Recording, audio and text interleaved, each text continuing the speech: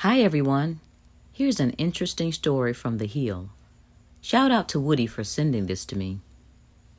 The IRS is accused of backdating penalties.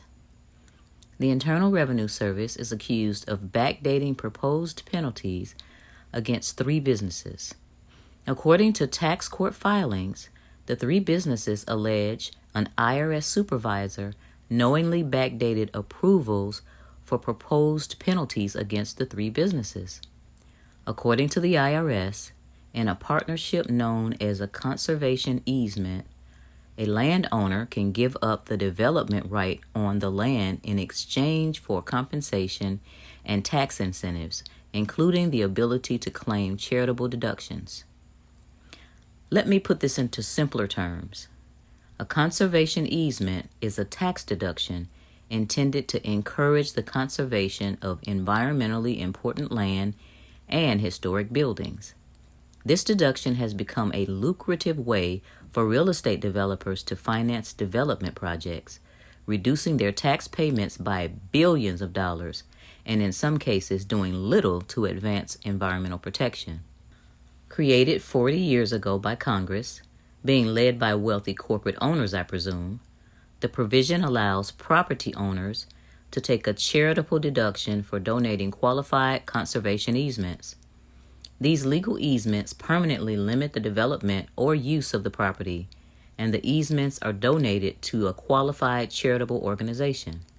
The deduction has proven to be a popular and successful tool for encouraging the conservation of environmentally important land and historic buildings, and the tax benefit to donors is often seen as a key component in making a conservation deal come together.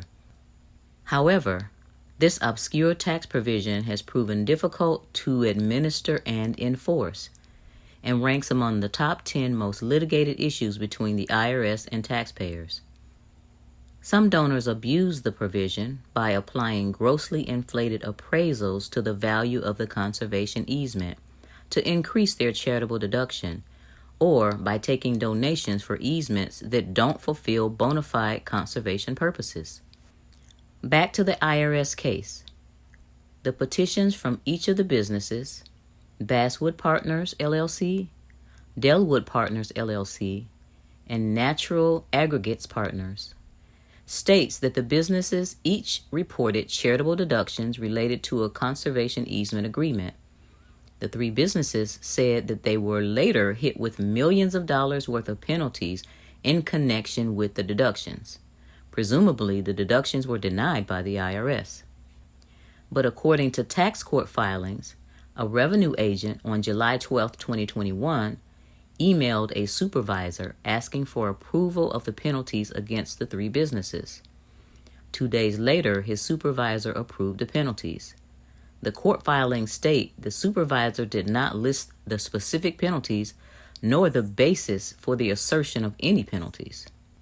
Nearly 8 months later, on March 11, 2022, the revenue agent allegedly asked the same supervisor to sign penalty approval sheets for the audit and asked the supervisor to sign with the date July 14, 2021, or, quote unquote, little thereafter, not the date of March 11, 2022. Court filings state the supervisor then returned the penalty consideration lead sheets with the date July 14, 2021, and admitted to backdating the sheets. In a court filing last week, Michael Todd Welty, an attorney representing the 3 businesses, requested that the IRS admit to the allegations within 30 days. He also demanded that the IRS acknowledge the genuineness of the petitioner's documents, which include copies of the email exchanges between the IRS revenue agent and his supervisor, presumably obtained by the plaintiffs during the discovery process. In a statement shared with The Hill, the IRS said it has been deeply concerned about the aggressive use of syndicated conservation easements. The agency said it wants to ensure the easements are not being abused by high-wealth taxpayers. However, the IRS rejects any suggestion that the agency has created a culture where we are taking a no-holds-barred approach to these cases.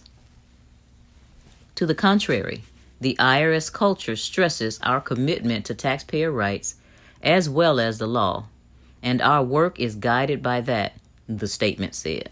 So here's my take on the situation. First, a large tax loophole was created in which someone that owns land can split it up, develop part of it, and make a killing on selling that condo complex, subdivision, or apartment complex. Then classify the other part, possibly swampy part, as conservation land, donate the rights to this so-called conservation land, get a huge tax deduction that will swallow up some or all of the profit that they earned when they sold the adjoining housing complex that they developed. This scheme has been going on for 40 years, and I can assure you that when it first started, only a handful of politicians, government higher-ups, and corporations knew about it. But now common folks, including the middle class, have heard of it. And because the IRS doesn't have the capacity to go after and stop all of the people that are using this tax loophole, whether legally or not, they have resorted to deceit in trying to win cases. This story has me wondering, how many times has the IRS backdated penalties or tweaked reports to make it look like some poor small business owner owes tax when they really didn't? Or has increased the tax for a company just because they can intimidate the little people? Thinking of the little people, if you have a job but you don't have a business, you're in a depraved relationship with your uncle. You work the first 6 months of the year and give him all of your hard-earned resources. How long are you willing to continue in that relationship? Your second largest expense is taxes. You pay over 51% of your earnings in taxes as an employee, and with sales tax, property tax, and all the other hidden taxes that are a part of our daily lives. It's time for the IRS to go. Our hard-earned resources need to be used for our families and not theirs, not the IRS, to do unthinkable things with. Since we don't want to put up a fight that will cost us our resources or time in prison or even our lives, a better way is to starve the beast. Make sure you start a home-based business before the end of this month. And as you work your business and watch my videos or join my boot camp, you'll learn how to take business deductions that will decrease the amount of your W-2 earnings. You'll also learn about growing wealth and building a legacy. Stop being totally subject to these people. Life begins at the end of your comfort zone. Step out of it. Until next time, be safe and prosper. This is Sherry Peel Jackson signing out.